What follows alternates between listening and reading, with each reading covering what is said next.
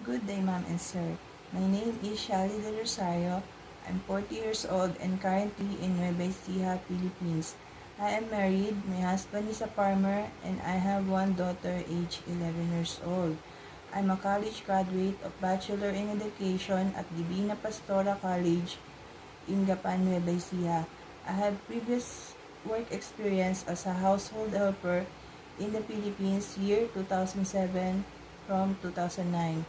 I served 5 members of their family, 2 adults aged 42 and 45 and 3 children aged 6, 3, and 2 years old.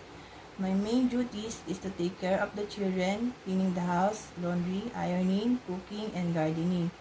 I also work in Taiwan as factory worker year 2009 to 2023.